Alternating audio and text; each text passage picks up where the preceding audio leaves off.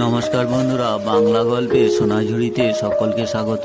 এ হচ্ছে ভিন্ন স্বাদের গল্প শোনার আসল মজা। প্রিয় বন্ধুরা, আজ আমরা শীর্ষেন্দু মুখোপাধ্যায়ের সুন্দর একটি গল্প শুনব। আজকের গল্প পটলা। ছেলে পটলাকে নিয়ে খটিক দাসের বড় মুশকিল যাচ্ছে। পটলার মোটে 8 বছর বয়স, কিন্তু বার নেই, রোগা ডিগডিগে। লেখাপড়া বা খেলাধুলো করবে কি? 12 মাস তার আমাশা সারতে চায় না। ডাক্তার কবিরাজ দেখিয়ে খটিক জব্দ। এমনই এক সকালে নন্দমেশো এসে বললেন, বুঝলি খটিক, হাট মদনপুরের রাজবাড়ির পুরনো ইদারার জল যদি 7 দিন খাওয়াতে পারিস, তাহলে দেখবি পটলা ফের ঝাঁকি মেরে উঠবে। ওহ, কি জল রে বাপু, কি জল! পেটে যাওয়ার সঙ্গে সঙ্গে গায়ে বল এসে যায়। তবে খরচা আছে, সেখানে গিয়ে কটা দিন থাকতে হবে যে। তা খটিকের তো টাকার অভাব নেই। 4-5টা গা জুড়ে তার পাইকারি কারবার। চাল কল আছে, তেল কল আছে। তাই দনমনো করে শেষে খটিক মনস্থির করে ফেললেন সেখানে যাবে। হাট মদনপুর খুব কাছে পিঠে নয়। লোক পাঠিয়ে সেখানে একটা বাসা ভাড়া করে ফেললেন সে। তারপর একদিন পটলা আর পটলার মা কুসুমকে নিয়ে সপরিবারে হাজির হলেন তিনি। বাড়িখানা বেশ সাবেক আমলের। 4খানা ঘর, দর দালান, ঠাকুর ঘর, ভাড়া ঘর, সামনে বারান্দা, চাতাল, চারিদিকে আগাছায় ভরা বাগান, এসব আছে। রাজবাড়িও কাছেই।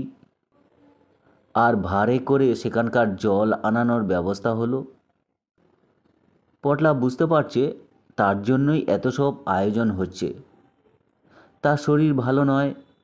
শরীর খারাপ বলে তার খেলাধুলো বারণ, দৌড়ঝাঁপ বারণ। কাঁচা কলা দিয়ে শিঙি মাছের ঝোল আর দই ছাড়া কিছু সে খায় না। আর এই জন্যই পটলার মনও ভালো নয়। সে শুধু চুপচাপ জানলার ধারে বসে বাইরের গাছপালা, কাক বক দেখে। সময় তার কাটতে চায় না। দুপুরবেলা একদিন পটলা বাড়ির মধ্যেই ঘুরে ঘুরে বেড়াচ্ছিল। বিরাট বড় বাড়ি, বড় বড় সব তালাবন্ধ ঘর। তালাগুলোতে মরচে পড়ে গিয়েছে। ঘুরতে ঘুরতে সে দর দালানের শেষ প্রান্তে এসে ডান দিকে একটা অন্ধকারের মতো গলিতে ঢুকে থমকে দাঁড়ালো। ডান দিকে একটা একটেরে ঘর। তার দরজাটা ভেজানো। ভিতর দিক থেকে একটা হামানদিস্তার শব্দ আসছে। পটলা গিয়ে দরজার ফাঁকে চোখ রেখে দেখতে পেল একজন বুড়ো মানুষ একটা টেবিলের ওপর লোহার ছোট হামানদিস্তায় কি যেন গুঁড়ো করছে। এ বাড়িতে তো কেউ থাকে বলে তার তো জানা ছিল না। সে একটু অবাকই হলো। বুড়ো লোকটা হঠাৎ দরজার দিকে চেয়ে একগাল হেসে বলল, বাইরে দাঁড়িয়ে কেন রে পটল? ভিতরে আয়, তোর জন্যই তো ওষুধ করছি। পটল আরও অবাক। বুড়ো তার নামও জানে। ভিতরে ঢুকে সে দেখতে পেল চারিদিকের তাকে নানান রকম শিশি বোতল সাজানো। আর ঘরটার মধ্যে একটা বেশ কবিরাজি ওষুধের মিষ্টি গন্ধ ভাসছে। পটলা বুড়োর মুখোমুখি একটা টুলে জড়সড়ো হয়ে বসে ক্ষীণ কণ্ঠে জিজ্ঞাসা করল, তুমি কে বলো তো? সাদা দাড়ি গোফের ফাঁক দিয়ে ফিক করে একটু হেসে লোকটা বলল, আমি হলুম গে হেমেন সাধুকা, আয়ুর্বেদাচার্য। কিছু বুঝলে? মাথা নেড়ে পটলা বলল, না তো। তুমি কি এ ঘরেই থাকো? তা আর কোথায় থাকবো বলো? কিন্তু এ বাড়িতে তো আর কেউ থাকে না। তাহলে আমি আছি কি করে? নাও তো বাবা, এবার এই খোল থেকে ওষুধটা চট করে খেয়ে নাও। বুড়োটা হামানদিস্তা থেকে ওষুধের গুঁড়োটা একটা খোলে ঢেলে কি একটা পাতার রস মিশিয়ে তাকে খেতে দিল। পটলা ভয় পেয়ে বলল, তেতো নয় তো? আরে না, মধু মেশানো আছে। ওষুধটা খেতে বেশ লাগলো পটলার। আমি কি ভালো হব? খুব হবে। খেলতে পারবো? তা না পারবে কেন? পড়াশুনো? তাও পারবে। রোজ এ সময় এসে আমার ওষুধ খেয়ে যেও। আর শোনো, আমার কথা মা বাবাকে বলতে যেও না যেন। ঠিক আছে। লোকটা বলল, এবার যাও, কাল আবার এ সময় চলে এসো। পটলা টুকটুক করে নিজের ঘরে ফিরে এলো। দুপুরে তার খুব খিদে হলো। রোজ এক মুঠো ভাত খায় সে, আজ ভাত নিয়ে খেলো।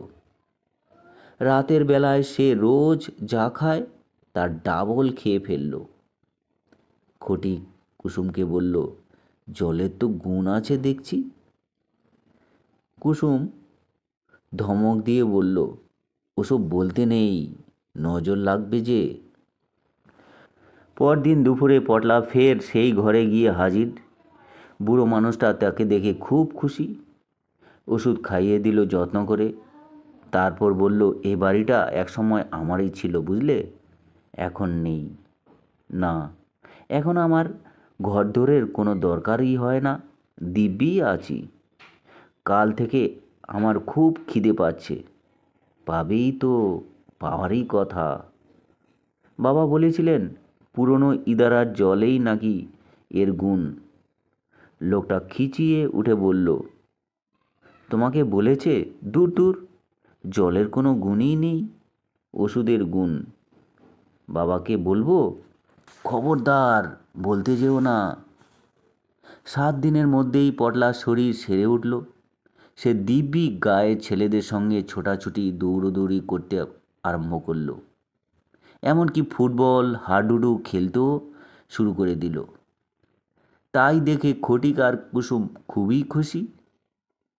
খটিক কুসুমকে বলল, ভাবছি ইজারা নিয়ে ওর জল শিশিতে ভরে বিক্রি করব। কেমন হবে বলো তো? তা বাপু, জলের গুণ আছে, স্বীকার করতেই হবে। ঠিক এই সময় আড়াল থেকে একটা গলা খাকরানির শব্দ পাওয়া গেল, কিন্তু কাউকেই দেখা গেল না। খটিক অবাক হয়ে বলল, কে কাশলো যেন? পটলা বিছানার উপরে শুয়ে ছবির বই দেখছিল এবং বলল, ও তো হেমেন দাদুর কাশির শব্দ। হেমেন দাদু? সে আবার কে রে? ওই যে বাড়ির পিছনের দিকটার ঘরটায় থাকে। হেমেন দাদুই তো আমাকে রোজ ওষুধ খাইয়ে ভালো করে দিয়েছে। বাড়ির পিছনে আবার কে থাকে? আমরা 3জন ছাড়া এ বাড়িতে তো আর কেউ নেই। বা রে, হেমন দাদুর ঘরে তো আমি রোজ ওষুধ খেতে যাই। আচ্ছা চল দেখি কেমন তোর হেমন দাদু, দেখে আসি। মা বাবার সঙ্গে গিয়ে পটলাও একটু অবাক। যেখানে হেমেন সাধুখার ঘরটা থাকার কথা, সেখানে একটা নিরেট দেওয়াল। সে কাঁদো কাঁদো হয়ে বলল, এখানেই তো ঘরটা ছিল। ছিল তো কোথায় গেল? ঘর তো আর মানুষ নয় যে সে দৌড়ে উড়ে চলে যাবে। বা রে, হেমেন দাদু যে আমাকে ওষুধ দেয়, সেই ওষুধ খেয়েই তো আমার অসুখ সারল। খটিক আকাশ থেকে পড়ে বলল, হেমেন দাদু তোকে ওষুধ দেয় কি রে? নিশ্চয়ই স্বপ্ন দেখেছিস। তোর অসুখ তো সেরেছে ইদারার জলে। পটলা কি আর করে, চুপ করে গেল। পরদিন দুপুরে গিয়ে সে একা ঠিক ঘরটা আবার খুঁজে পেল। হ্যাঁ দাদু, কাল তোমার ঘরটা খুঁজে পেলাম না কেন বলো তো? সে একগাল হেসে বলল, প্রায় ধরিয়ে দিচ্ছিলে। তোমার ধরা পড়ার ভয় কেন দাদু? সে অনেক কথা, তোর অত শুনে দরকার নেই। তবে তোর বাবাকে বলিস ইদারার জলে আর আগের মতো কাজ হয় না। কেন জানিস? ওই ইদারার মধ্যে একসময় আমিই থাকতাম কি না? তখন আমার জড়িবুটির গুণে জলে রোগ সারত। কিন্তু এত লোক উৎপাত শুরু করলো যে আমি থাকতে পারলুম না। এসে এই বাড়িতেই জুটেছি। তোর সঙ্গে আমার সম্পর্ক, এর মধ্যে আর লোক ডেকে এনে ভজঘট পাকিয়ে তুলিসনি ভাই। তাহলে যেন ফের আমাকে পালাতে হবে। একগাল হেসে পটলা বলল, আচ্ছা তাই হবে, তুমি থাকো দাদু। তো বন্ধুরা, এই ছিল শীর্ষেন্দু মুখোপাধ্যায়ের ভারী সুন্দর গল্প। গল্প পাঠ আপনাদের যদি ভালো লাগে চ্যানেলটির সঙ্গে থাকবেন, সমর্থন করবেন, সাবস্ক্রাইব করবেন। সেই সঙ্গে সকলে ভালো থাকবেন। ধন্যবাদ সকলকে।